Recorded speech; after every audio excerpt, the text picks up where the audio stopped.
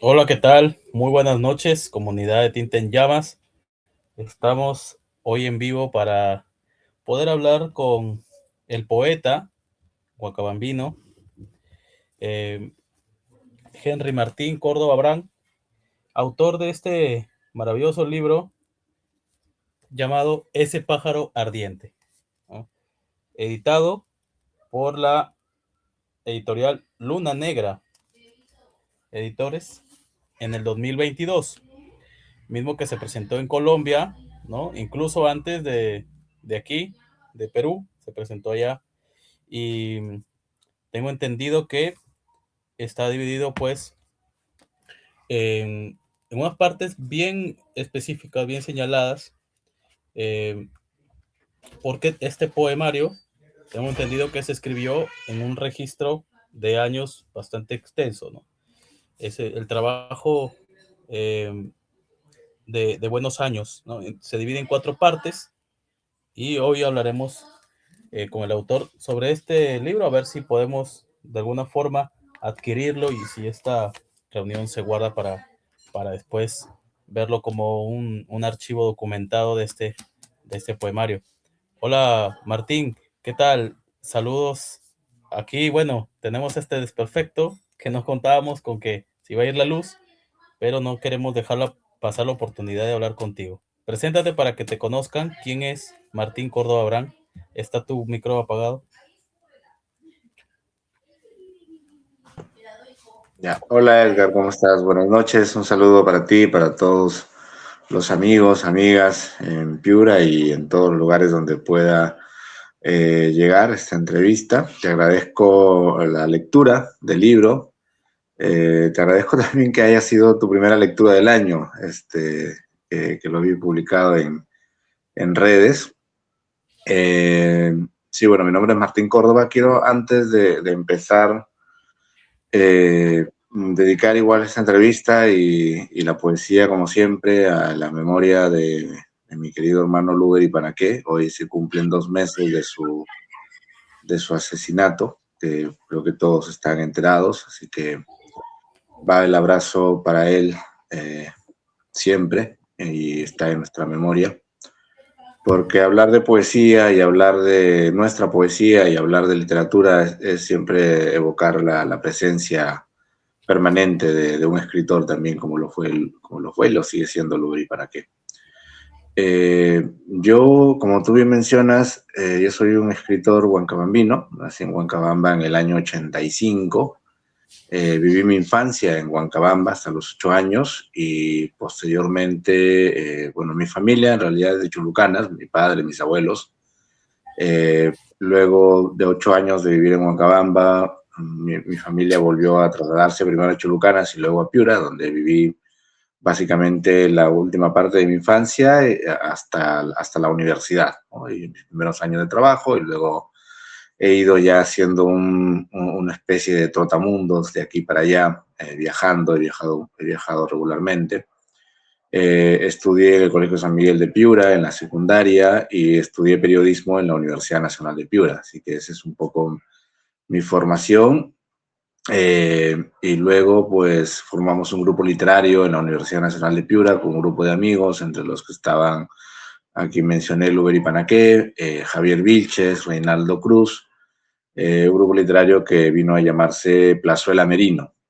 Somos parte de ese grupo literario que desarrolló actividades entre el 2004, pero más exactamente como grupo desde el 2006 hasta el 2010. Y luego, bueno, cada quien siguió su camino. Javier ha publicado libros, Luber publicó libros, Reinaldo publicó un libro. Y bueno, yo he podido en este tiempo publicar 2 libros, uno el año 2015 que es Arquitectura y Destrucción del Arco Iris, y el segundo, el libro al que hace referencia, que es Ese pájaro ardiente, que se publicó el año 2022. Genial, genial. Bueno, como bien decías, estos cuatro integrantes que tengo entendido que son talleristas, ¿no? De un curso que se abrió con Jodini Guerrero Torres, ¿no? Llamado Aula 34, si no me equivoco. Y Sí, de allí, sobresalieron, pues, ¿no? Que ya mencionaste, Percy, Luber y Panaqué, ¿no? Recientemente nos dejó en las manos de criminales, por su labor activista, ¿no? Eh, que estudiaba Derecho, si no me equivoco, en la Universidad Nacional de Piura en ese tiempo, Javier Sí. Vilches, que es de Lengua y Literatura, y Reinaldo Cruz, y tu persona, que estudiaban comunicación social, ¿no? A la que yo Ujú. también pertenezco también a la Escuela Profesional de Ciencias de la Comunicación. Eh, Tus dos libros se han publicado bajo el sello editorial de Javier Vilches, ¿no? Sí, Eh, Luna Negra, ya mencionas en el 2014, ¿no? 2015. Porque sí, 2015. Tengo entendido que este libro que se llama Arquitectura y Destrucción del Arcoíris se escribió en más o menos el plazo de una década, ¿no? Del 2004 al 2014. Y, Sí, y justamente tú hablas de búsquedas y hallazgos, ¿no? Y centras principalmente, entiendo, la metáfora de, de que pues hay belleza en el caos, ¿no? Y está presente justamente en Huancabamba, que es una provincia de Piura, para los que no conocen, donde llueve mucho, pero que además es muy bello en paisajes y que la mano del hombre no ha tocado mucho, gracias a Dios, y que se puede todavía disfrutar en la naturaleza. Pero tú precisas que, por ejemplo, ¿no? Digamos, la lluvia, no se me ocurre, eh, para cuando uno es niño, ve la destrucción que ocasiona la lluvia, pero además que limpia la tierra, ¿no? Y que después de eso, como si, digamos, evocando la imagen de lo que cuenta la Biblia, Dios nos manda el arco iris, que es la señal de un pacto, ¿no? Que hizo, de que nunca más iba a llover como un diluvio, ¿no? Eh, ¿Cuál es la diferencia de este libro, tu primer libro del 2015, y ese pájaro ardiente del 2022?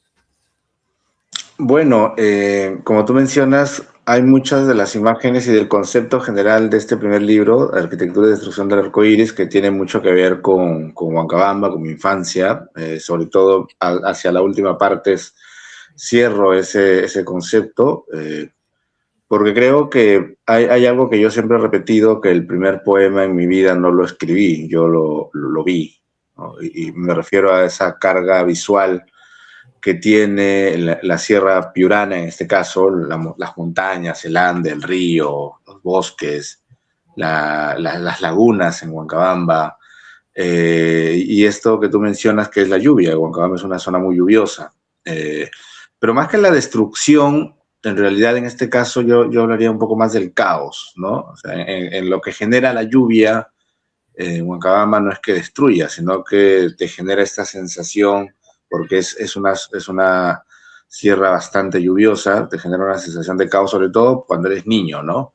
Pero sin embargo es como que el resultado de ese caos es la belleza, porque la lluvia es la que genera ese paisaje hermoso también, y luego en Huancabamba son muy comunes los arcoíris también, ¿no? Entonces es como la canción que dice después de la tormenta siempre llega la calma, ¿no? Pero Ujú. entonces,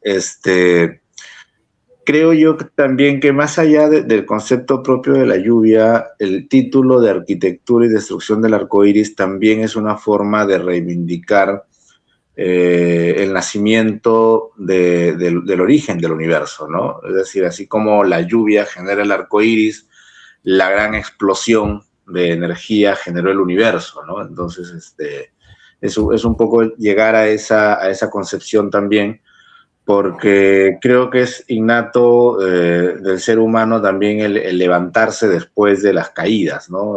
Hay una vinculación también a una mirada muy humanista de la literatura en este caso, y creo que todo eso jugó como un ir construyendo algo, porque como tú mencionas, ese libro se escribe entre el 2004 y el 2014, es decir, pasando por varias etapas, pasando por la etapa misma de Plazuela Merino, en donde empezábamos a escribir nuestros primeros textos y con los Plazuela Merino nos reuníamos en la plazuela o en la casa de alguien a leer nuestros propios textos y a destruirlos como parte de un ejercicio literario, ¿no? Es decir, a cuestionar mucho nuestra propia nuestra propia escritura, ¿no? Y creo que eso nos hizo bien porque nos ayudó a ser muy, muy críticos con nosotros mismos.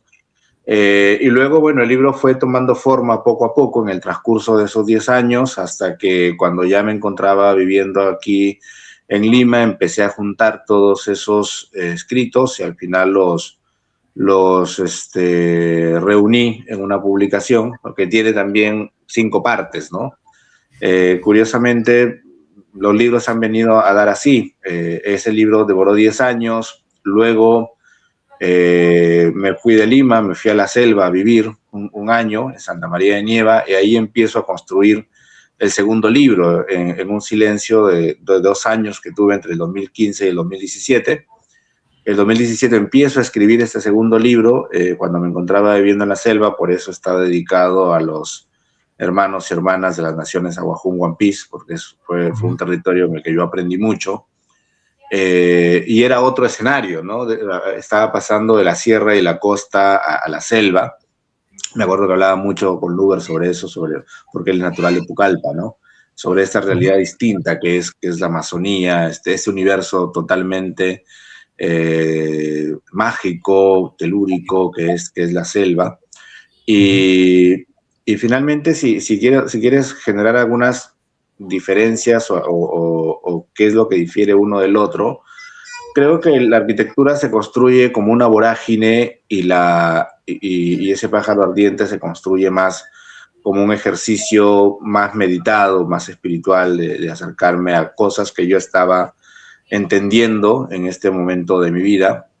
Y es por eso que incluso trato de que las imágenes sean más precisas, ¿no? Si tú miras la arquitectura, son muchos más poemas de largo aliento, poemas como ríos, ¿no? En el caso de ese pájaro ardiente, los poemas tienen una estructura mucho más firme, mucho más fija, ¿no? Incluso en algunos casos acercándome a estas estructuras del haikus, que luego les hice también una variación, o a poemas que tienen como una estructura también de rimas más o menos escalonadas, pero sin que eso me genere una camisa de fuerza suficiente como para evitar la libertad dentro del hecho poético, ¿no? Sí, es muchísimo más musical, ¿no? Dicen, hay algunos que este grupo literario, Plazuela Merino, justamente le ponen el nombre así porque ahí era el lugar en el que ustedes solían reunirse y no solamente ustedes, sino que también otros artistas que en esa época hubo digamos, un movimiento cultural en Piura bastante bien visto. Bastante grande y bastante importante también, te diré, Edgar. Justo hoy, este año, se cumplen 20 años desde que el grupo se formó como tal, ¿no? Porque primero éramos un grupo de amigos, como tú mencionas bien, ya nos conocíamos, pero luego asistimos a este taller de literatura de Houdini Guerrero, que se llamó Aula 34, y ahí como que nos enganchamos más, nos reconocimos más, porque es un taller al que fueron, creo que entre 15 y 20 jóvenes, pero entre los que estaban, por ejemplo, Dani Cruz, ¿no? Estaba Fabián Bruno, estaba Jorge Dávalos incluso, ¿no? que ahora también es abogado. Pero entre todo ese grupo de chicos, de jóvenes, los 4 como que nos reconocimos que teníamos esa misma ansia por tomarnos en serio la literatura, ¿no? Más que como un ejercicio solamente de taller para conocernos, queríamos hacer cosas y de hecho salían... Algunos pensamientos políticos también en común, ¿no? Sí, claro, éramos abiertamente de izquierda, ¿no? O sea, teníamos un pensamiento abiertamente de izquierda, teníamos una actividad política dentro de la universidad, y eso lo trasladamos también al espíritu mismo del grupo, ¿no? Era un grupo literario de izquierda, básicamente, que generó justamente esta confrontación con el otro grupo literario Magenta, que era, ¿no?, del otro lado de la orilla, ¿no? Que era Magenta, de la Universidad de Piura. Claro, de la UDEP, ¿no? Conservador. Entonces se generó como esta diferencia generacional entre los escritores de la Universidad Nacional de Piura y los escritores de la Universidad de Piura, ¿no? Que concebían más la literatura como un ejercicio eh, puro, ¿no? Sin que tenga que involucrarse en otros aspectos como la política, por ejemplo. Nosotros sí reivindicábamos políticamente el pensamiento de izquierda desde nuestra actividad como escritores también, ¿no? Y claro, Allá, participábamos en organizaciones claro. y tomábamos la universidad y tomábamos el rectorado, entonces había mucha efervescencia política, cultural, porque claro, la plazuela se llenaba de gente en esos años, estaban los compañeros que hacían punk rock y metal, pero también llegaron compañeros que estaban más metidos en la trova y llegaban pintores como Roosevelt Guerra, como Abel Cisneros, ¿no? Y cantautores como Alonso Cortés o Mario Barrenter. Entonces empezó a generar un movimiento cultural que se mantuvo durante 5 a 6 años, creo yo, hasta el 2010 más o menos, que luego cada uno empieza a tomar su rumbo, pero la Plazuela Merino era un hervidero de inquietudes, de inquietudes culturales y políticas también. Hasta ahora la Plazuela sigue siendo un centro de reunión para plantones, ¿no? Para plantones, movilizaciones, pero en ese tiempo era mucho más grande el movimiento de lo que vemos ahora, ¿no? Incluso ahí llegaban, tengo entendido, algunas invitaciones de la municipalidad, o sea, los funcionarios del área de cultura llegan a Sí. invitarlos a eventos, ¿no? Sí, esa es una anécdota que suelo recordar con cierta gracia porque, bueno, la municipalidad y el área de cultura de la municipalidad, que en ese tiempo también empezó a hacer algunas cosas. Recuerdo que en algún momento la gerencia de cultura estuvo a cargo de Giovanna Viso y después de la señora Rosa, y tomaban nota de lo que estaba sucediendo alrededor de la Plazuela Merino y sabían que un grupo literario se reunía ahí.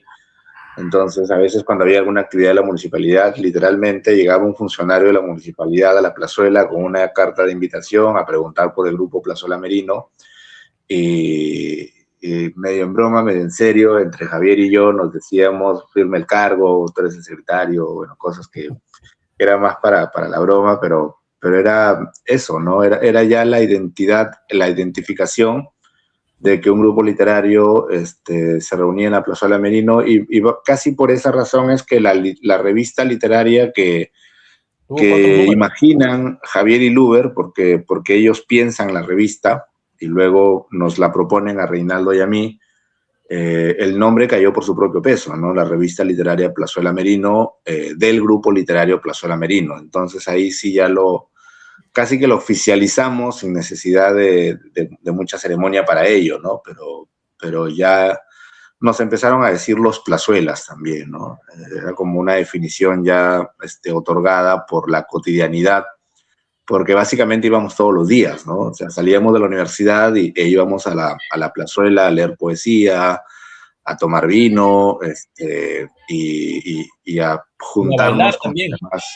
¿Perdón? a bailar alrededor del monumento Ignacio Merino. Sí, sí, sí, hemos bailado alrededor de Merino. Eso se dio en parte porque algo que hacíamos mucho con los Plazuela también era mirar otras artes, ¿no? Entonces nos juntábamos a ver películas, a ver cine, y en alguna ocasión la película que vimos fue Modigliani, ¿no? Que recreaba la vida de Amadeo Una escena ahí donde Modigliani. bailan con un monumento de Dumas, creo, ¿no? Claro, Modigliani, que era un pintor, bailaba alrededor de la estatua de Balzac, no era Dumas, era Balzac.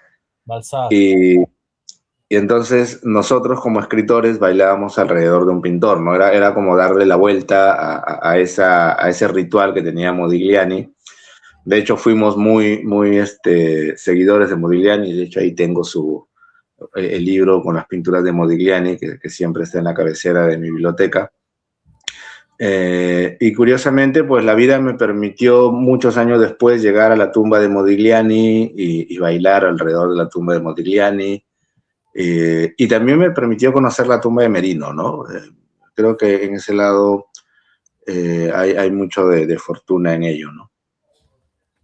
Muy bien. Para los que están conectados, para los que están uniéndose a esta conversación con el poeta Martín Córdoba Abrán, aquí ya hemos llegado a la mitad de la entrevista y vamos a contarnos un poquito, introducirlos un poquito de lo que estamos haciendo. Estamos hablando con el escritor perteneciente o que perteneció al grupo literario Plazuela Merino de Piura y a la Asociación Cultural Sicani. Ha colaborado con las revistas Plazuela Merino, Siete Vientos, Pensamiento Profano, Granizo Lunar, Piel de Camaleón también. Participó en recitales literarios en Piura, en Chiclayo, en Trujillo, en Barranca, y publicado el libro de poesía Arquitectura y Destrucción del Arco Iris del 2015, y formó parte de la comitiva peruana que participó en el 13º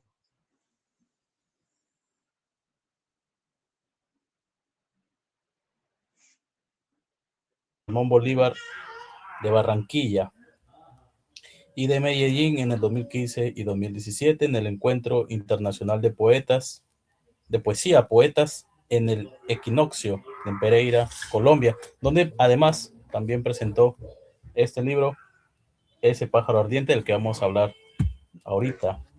En la primera parte, ¿no? Como tú decías, ese grupo de la selva, esa etnia, ¿no? La primera parte de tu libro es un canto justamente a este grupo, ¿no? Namaste, ¿no? Un canto Tajimat, si se lee así, Tari. Tajimat Pujut en Ahuajún y Tarimat Pujut en One Piece. No sé si es el internet, pero te estoy perdiendo un poco, Edgar. Creo que es tu señal o mi señal nos está jugando algo complicado.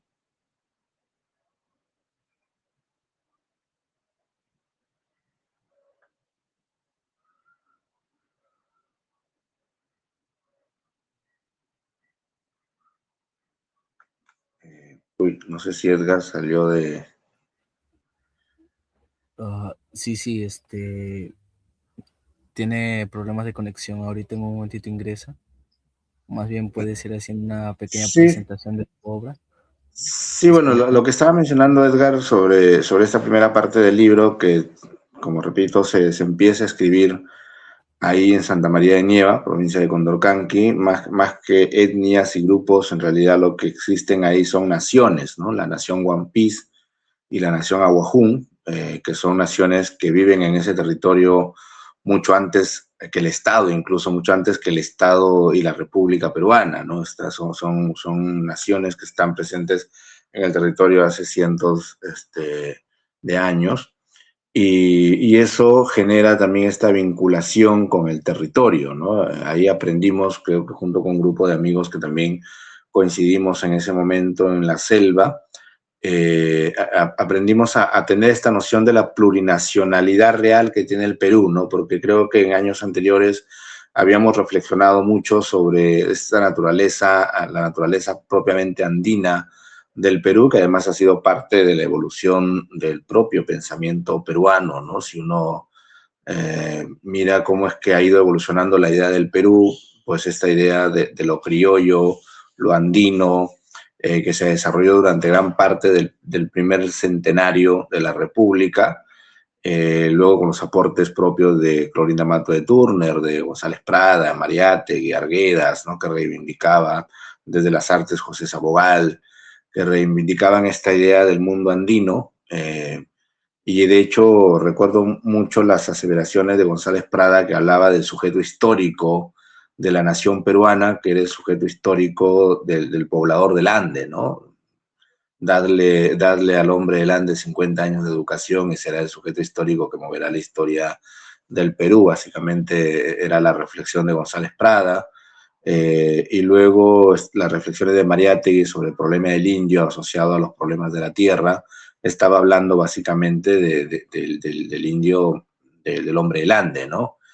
Y luego José María Arguedas, creo que ya nos muestra desde el alma cómo reflejó en su literatura y en sus novelas, nos muestra como el plano general de lo que es el hombre andino peruano, y que luego, después de la reforma agraria, se nos presenta como el sujeto político real, ¿no? Que reivindicaba las luchas históricas de Tupac Amaru y de reivindicación del mundo indígena, pero que luego en los años 60 hacia adelante empezamos a encontrar otro universo más en el Perú, que es el mundo amazónico, ¿no? Con los aportes importantes de la literatura de César Calvo, de Roger Rumril y otros,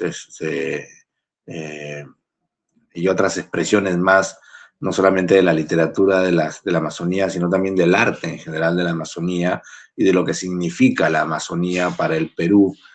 A mí me tocó descubrir eso en este tiempo que pasé en Santa María de Nieva para terminar, creo, de formarme una idea mucho más exacta de lo que es el Perú como país y por qué reivindicamos la plurinacionalidad en el país, ¿no? 54 naciones, cada una con su lengua, de las cuales 51 están en la Amazonía y el resto, o la nación quechua, la nación aymara, entonces, eso es básicamente importante y creo que nutre también esta reflexión y esta idea que traté de mostrar en el libro, también como una forma de poder expresar cuál es la naturaleza del Perú y cuál es la naturaleza también de quienes pensamos en el Perú, ¿no?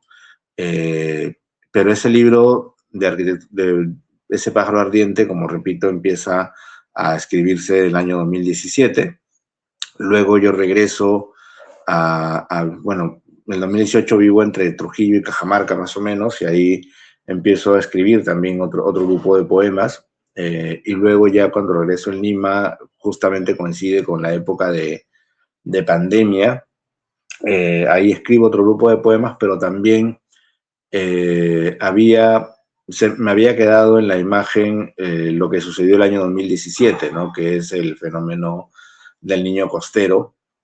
Y a partir del fenómeno del niño costero es que también creo un grupo de poemas que se llama Huaycus, que hablan un poco también de la relación entre la naturaleza. Vuelvo un poco a la idea del caos que había mostrado en Arquitectura y Destrucción del Arco Iris, pero para expresar también esta idea de lo que significa para nosotros como piuranos la sensación de la inundación, ¿no? Porque habla mucho del tema de la inundación. Entonces, y cómo es que esta belleza también podría desestructurarse, ¿no? Que es la idea de ese grupo de poemas de Huaycus, ¿no? que trata de jugar un poco con el nombre entre el haiku y el huayco, pero que de lo que habla básicamente es que aquello que consideramos que tiene una estructura, no podemos ver más allá y resulta que en algún momento esa estructura que parece tan fija y estable puede romperse y quebrarse, ¿no? Entonces un poco el libro transcurre entre esas miradas, ¿no? Desde la Amazonía, lo que sucede con el fenómeno del niño costero, lo que me sucede también con mi relación con algunas personas a las que he conocido durante la vida, y termina con un grupo de poemas que tienen que ver más con el periodo de pandemia, ¿no? Que es la última parte del libro. Claro, muy bien, Martín. Fue muy interesante todo lo que nombraste, pues no solo tomas de un momento que te ha pasado a ti, no solo una cuestión personal, sino también algo más general, como dijiste, las culturas tanto andinas como selváticas. Ahora, en tu última publicación, ¿qué poetas son los referentes que tú usas? O sea, ¿cuáles fueron los principales, cómo se podría decir, tu principal inspiración? Bueno, más que inspiración, las referencias, ¿no? Creo que si hay una referencia inmediata es César Calvo, ¿no? Incluso César Calvo está en los epígrafes de la primera, de la apertura del libro, porque creo que Calvo me ayudó mucho también a esa comprensión de lo que decía a raíz no solamente de su poesía, sino principalmente de su libro Las tres mitades de Dino Moxo, ¿no? Que creo que es un libro que complementa esto que Arguedas nos mostró en toda la sangre, sobre todo, y en general en su literatura. Y Dino Moxo termina o agrega varios elementos que son importantes para entender esta noción de peruanidad que mencionaba, ¿no? Desde una mirada más plurinacional, porque incluso el libro de Las tres metas de Dino Moxo, que César Calvo decía que no era una novela, sino un soneto de 500 páginas, Calvo dialoga con Arguedas también en algunos momentos de la novela, ¿no? Además que es un viaje de él con la ayahuasca, y estas cosas que conversaba yo mucho con Luber, y que yo todavía no terminaba de entender hasta que llegué a la selva, ¿no? Hasta que llegué a la selva. Recuerdo mucho una anécdota al respecto, porque cuando yo estoy yendo para Santa María de Nieva, estoy por Bagua, me entra una llamada y era Luber precisamente que me llamó, y cuando le cuento y le digo, sabes que estoy yendo a trabajar en la selva y voy a estar un año ahí, él se sonríe en el teléfono y me dice literalmente, ¿tú crees que estás yendo o te están llevando? ¿No? Y me dejó pensando mucho eso, porque creo que en todas las reflexiones que habíamos tenido en nuestras conversaciones interminables, un elemento importante era siempre: hay que terminar de tener la idea más completa del Perú, ¿no? Y esa idea completa del Perú creo que nos la da el mundo amazónico, la Amazonía, pero desde una mirada, lógicamente, de respeto, ¿no? De respeto y de comprensión de lo que sucede en el territorio, de la complejidad que es el territorio y de la complejidad que es pensar el Perú desde esas miradas, ¿no? Creo que una de las cosas que más hemos estado teniendo en cuenta nosotros como creadores, como artistas, como escritores, es que nos hace falta todavía tener esa generación que pueda darle al Perú la obra que nos dé la identidad, o que nos termine de dar la identidad, ¿no? Creo que la literatura peruana es muy rica, hemos tenido muchos escritores y escritoras que han pensado el Perú desde esa lógica, pero que sin embargo todavía no está tan difundida para pensarnos, por ejemplo, en un proceso mucho más nacional, ¿no? Y este año es un buen año para empezar a hablar de ello, porque estamos en medio de un proceso político que requiere de estas miradas peruanas, ¿no?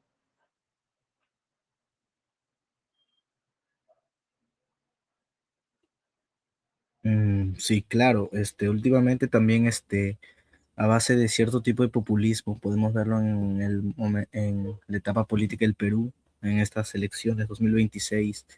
Y no solo eso, sino que tú también tomas con tu obra, se muestran ciertas formas políticas como el indigenismo, si no mal recuerdo, ¿no?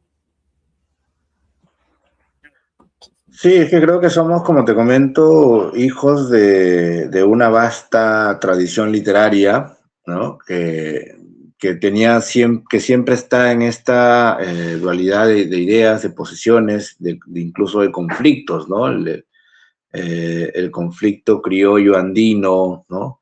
El conflicto centralismo regiones o urbano-rural, ¿no? Sí, siempre se ha desarrollado más o menos en estos conflictos, pero creo que tenemos una tradición lo suficientemente amplia como para mirar desde la literatura y desde otras artes, porque creo que es importante señalarlo, cómo empezar a solucionar ese conflicto, ¿no? Maestro Zain Zorrilla nos ha dado como una pista para poder ir tras ello, ¿no? Hablando más del Perú como un mundo mestizo, ¿no? Pero por lo menos yo he podido conocer hermanos y hermanas en la literatura en regiones como Cusco, como Huancayo, Huamachuco, en La Libertad, en Arequipa, ¿no? Que creo que hay la suficiente literatura y el suficiente cuestionamiento a esta república que no termina de ser república, como para que en los próximos años tengamos seguramente publicaciones que van a abordar el tema desde las artes, ¿no? Eso a mí no me cabe ninguna duda. Creo que hay mucha inteligencia todavía contenida, o que por lo menos los grandes medios o los medios alternativos incluso todavía no están viendo con atención, ¿no? Pero digamos que solamente habría que empezar a mirar con más atención, precisamente para escuchar a escritores como Hugo Velasco en Huancayo, como lo decía, que creo que ahí es el germen de esta nueva literatura que le va a dar contenido al siglo XXI para el caso peruano, ¿no? Es decir, ahí creo que es donde radica la posibilidad, la nueva posibilidad del Perú, que van a ser desde los territorios, sin duda. Y cuando estoy hablando de territorios amazónicos, hay también escritores, escritoras que reivindican desde hace muchos años, desde su propia lengua, la naturaleza del mundo amazónico, ¿no? Y eso es importante, y no solamente del mundo amazónico, sino también del mundo andino o de esto que se llama lo plurinacional, ¿no? Creo que ese es como que el elemento por donde tenemos que ir explorando para poder construir esta idea mucho más cercana de lo que el Perú necesita, y no solamente en términos políticos, ¿no? Sino también desde el propio hecho artístico, ¿no? Lo vemos en las fusiones musicales, lo vemos en estas nuevas expresiones artísticas, de las artes plásticas, que también son importantes, ¿no? Hay mucha arte plástica que surgió en la Amazonía en los últimos 30, 40 años, que es importante, ¿no? Entonces, sí creo que nos merecemos como una reflexión mayor alrededor de eso, y seguramente esa va a ser una de los retos importantes que tenemos como generación, pero también de las generaciones que están viniendo un poco detrás, ¿no? Sí, en eso sí tienes un buen punto. Bueno, ahora, mira, en los últimos años, la poesía en general ha experimentado cambios para entender las formas tradicionales, ¿no? En este caso, el haiku, que siempre seguía unas reglas estrictas de métrica, unas reglas estrictas de temática, hoy en día, por autores contemporáneos, se reinterpreta, ¿no? Pueden tomar diferentes estructuras, otros temas, otros estilos que se adaptan a una sensibilidad actual. Y ahora, aquí va mi pregunta, ¿no? ¿Cuál sería tu forma de concebir el haiku?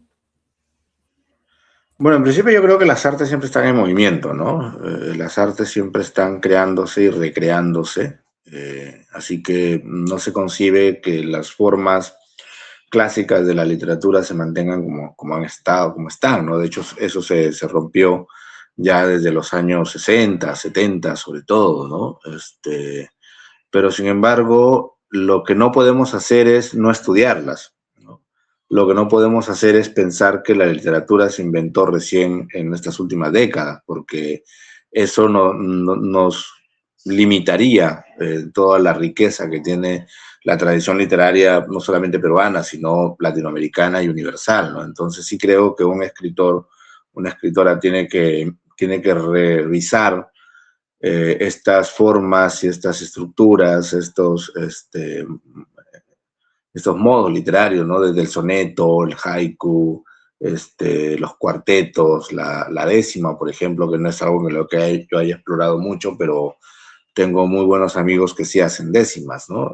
Y tanto desde las formas académicas, entre comillas, y las populares también, ¿no? O sea, tenemos en Piura la riqueza enorme de lo que son el género que de alguna manera reivindica lo popular en Piura, ¿no? Que me acuerdo mucho lo que, por ejemplo, la novela de Froilán Alama, ¿no?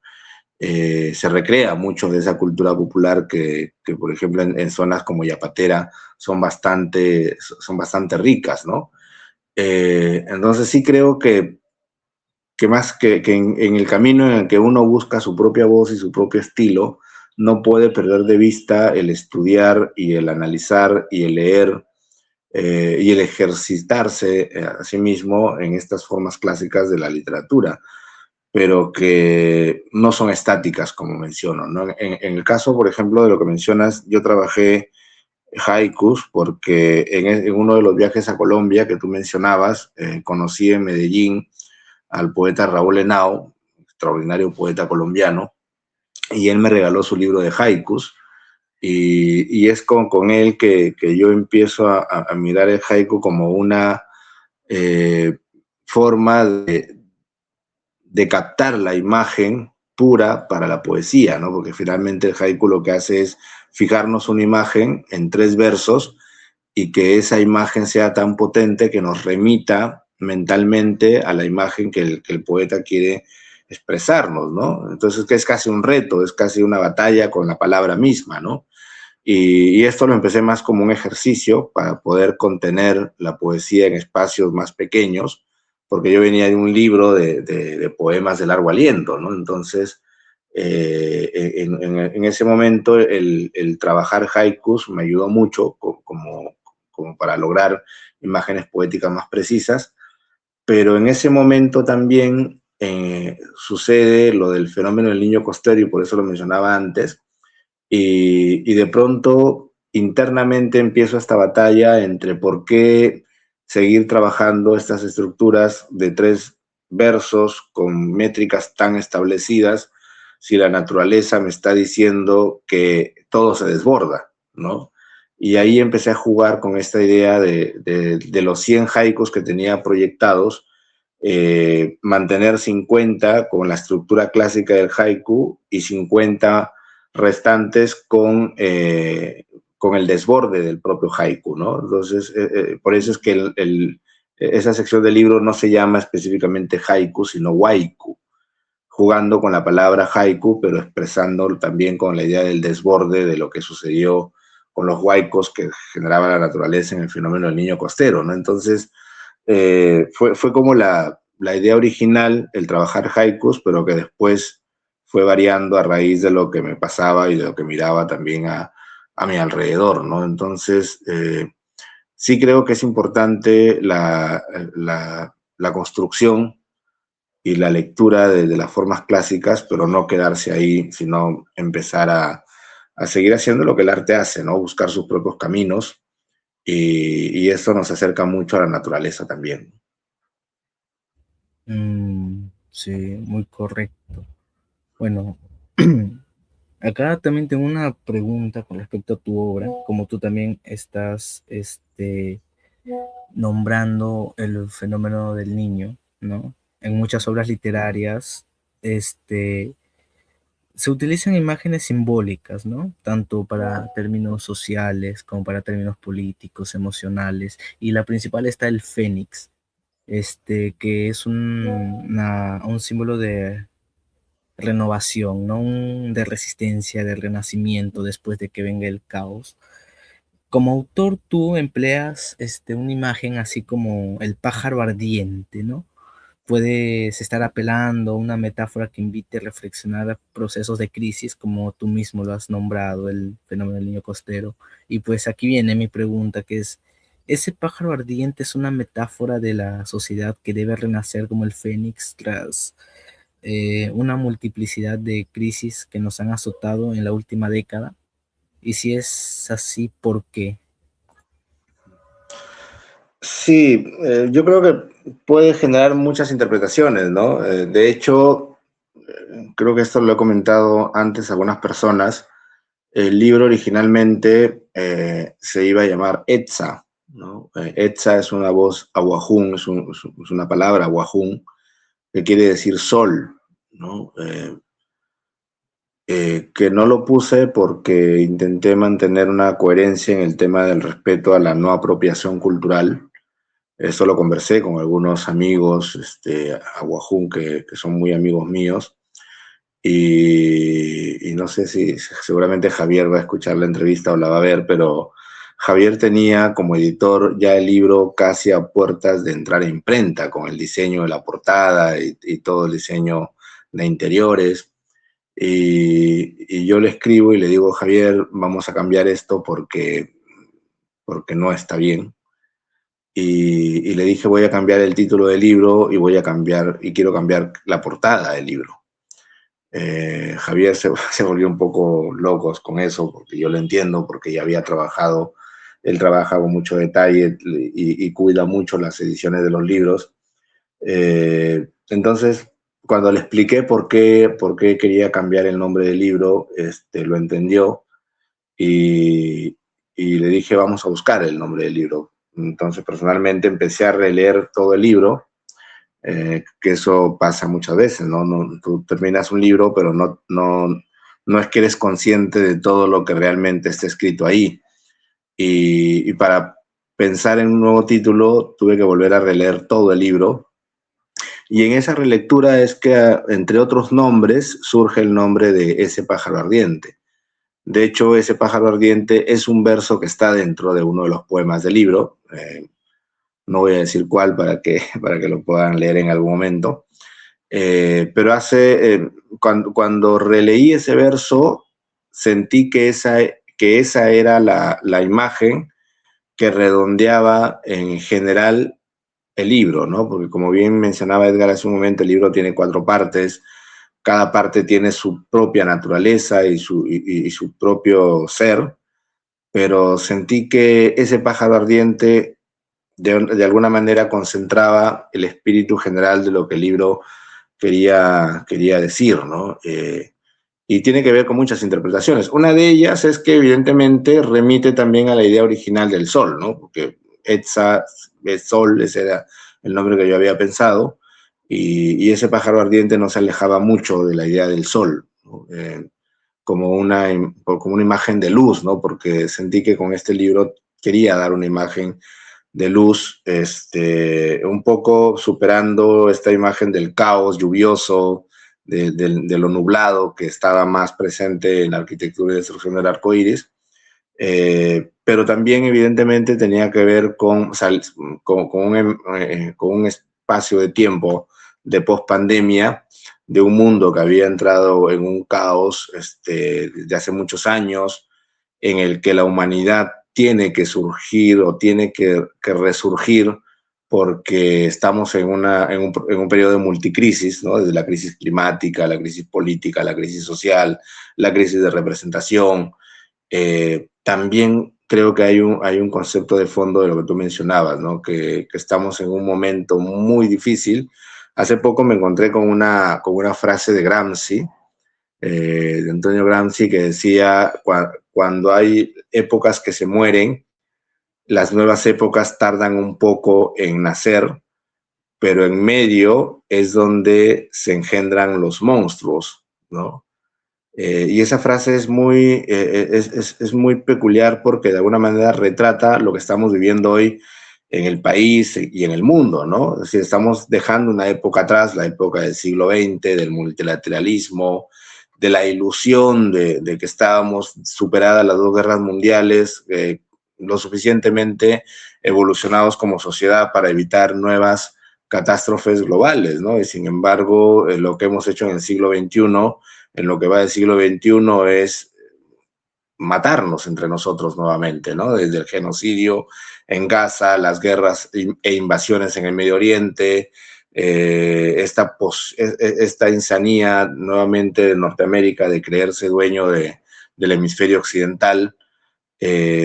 Esos son esos monstruos que se están generando, ¿no? Desde los Trump, los Milei, los Bolsonaro, entre otros, y Netanyahu, obviamente, con su insanía genocida en la Franja de Gaza, pero que de alguna manera es esa etapa oscura que nos toca vivir y de la cual tenemos que salir para buscar una nueva época, ¿no? Incluso en el libro, si tú lo miras con atención, hablo de escombros, ¿no? Y en algún momento hay un verso que menciona algo así como que cada siglo tiene sus propios, cada siglo es un montón de escombros, ¿no? Y generalmente estos escombros se generan por las disputas de poder y por las insanías del ser humano, pero el ser humano también es capaz de crear arte y literatura y civilizaciones mucho más amigables con la naturaleza, ¿no? Y eso lo muestran las naciones indígenas en todas las partes del mundo, ¿no? Que nos muestran el camino de un regreso hacia una vida mucho más amigable con nuestro planeta, con nuestra naturaleza, con nuestra forma de ser. Entonces sí, hay mucha gente que identifica la portada con el ave fénix, no fue la intención real, o sea, no es la intención de que sea el ave fénix en sí mismo, sino la naturaleza del ser humano saliendo del escombro, ¿no? Por eso es que es importante mirarlo desde esa lógica también. Claro, como que después de tanto daño que nosotros mismos o que la naturaleza también nos da a nosotros, podemos seguir hacia adelante, que unidos Bueno, la podemos... naturaleza no nos hace daño en realidad, la Bueno, la naturaleza naturaleza, está respondiendo a la insanía que nosotros claro, hemos generado de hace más de 200 años, ¿no? claro.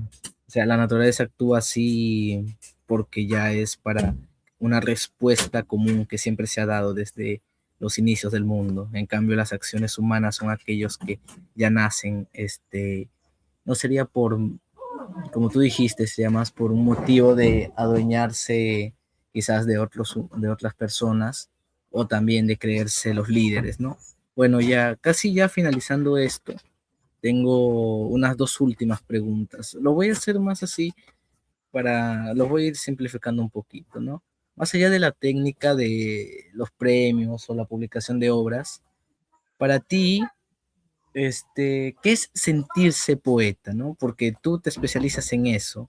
Y también, no solo para ti, sino que, ¿qué consejo le darías a los jóvenes, así jóvenes de 17, 16, de 19 años, que quieren comenzar a escribir o que ya tienen ahí algunos escritos? ¿Y qué consejo les darías como para volverse poetas? Bueno, yo creo que uno no se vuelve poeta en realidad, y tampoco es la intención de sentirse poeta como tal, ¿no? Creo que uno es un ser humano en principio que va al mercado, que compra, que se cocina, que tiene deudas, que en general vive como el 90% de personas en este planeta, ¿no? Eh, yo, el último poema del libro, del segundo libro, se llama Contemplar.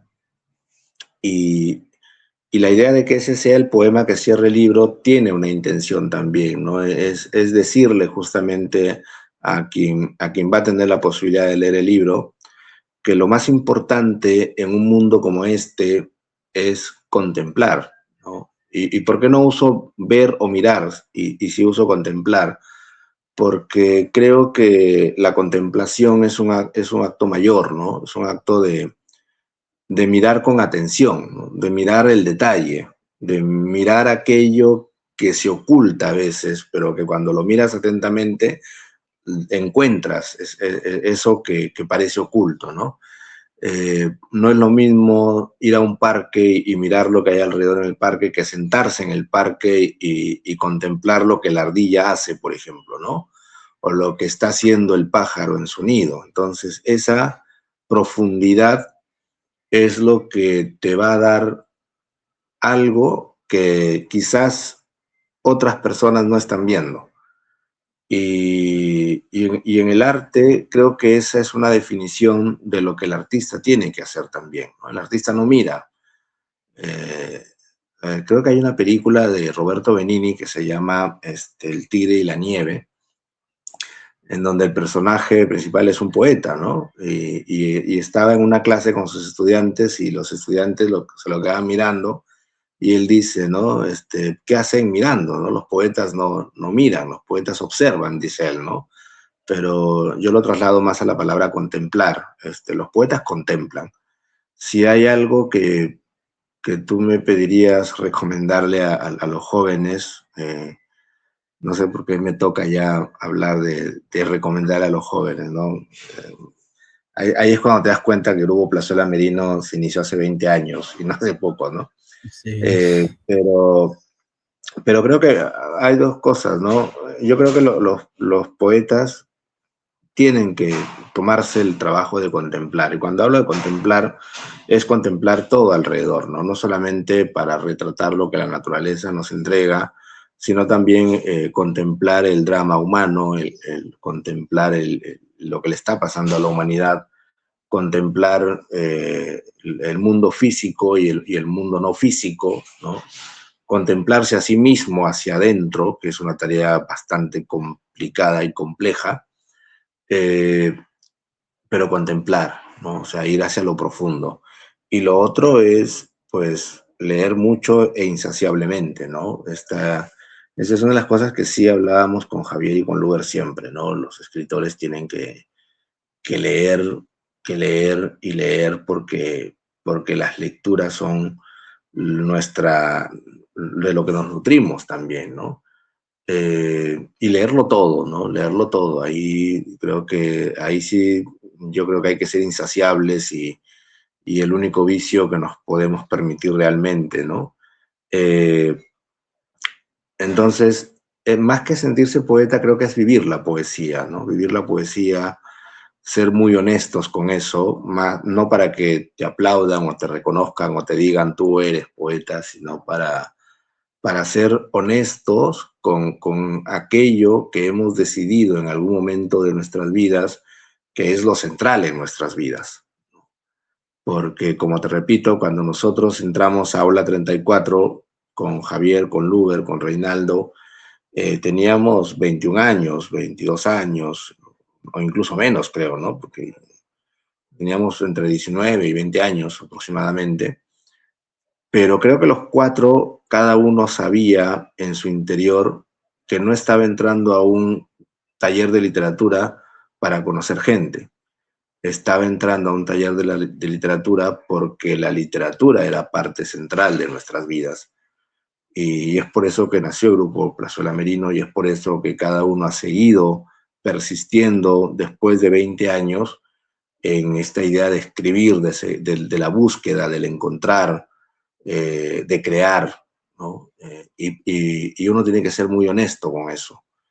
Y la honestidad pasa porque no lo haces para que te digan poeta, sino para hacerlo, ¿no? Después puedes pasarte mucho tiempo sin aparecer en ningún lado, sin escribir o sin publicar, pero tu alimento y tu oxígeno sigue siendo la poesía, sigue siendo el arte, sigue siendo el teatro, sigue siendo la música, sigue siendo el contemplar. Y eso es lo que, si es que después de más de 20 años de escribir poesía a uno lo puede definir como tal, es por eso, ¿no? No porque ganes un premio ni otra cosa, sino porque tu vida está de alguna manera rodeada y centrada en la poesía en este caso, ¿no? Claro, muchas gracias por todo, Martín. También unas disculpas por el inconveniente que tuvo Joel.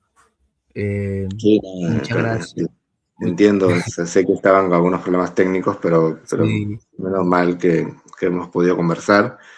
Le mando un abrazo grande, espero que no sea la última vez que podamos conversar. Y la verdad es que reconocer mucho el trabajo que están haciendo, porque creo que es lo que mantiene la llama encendida, ¿no? De lo que claro. significa generacionalmente ir renovando y también dando nuevos caminos y nuevas luces a quienes vienen atrás, ¿no? Hay Sí, jóvenes que seguramente están mucho más cercanos a lo que ustedes están haciendo desde la literatura y desde la difusión cultural, y eso de mi parte solamente merece respeto y admiración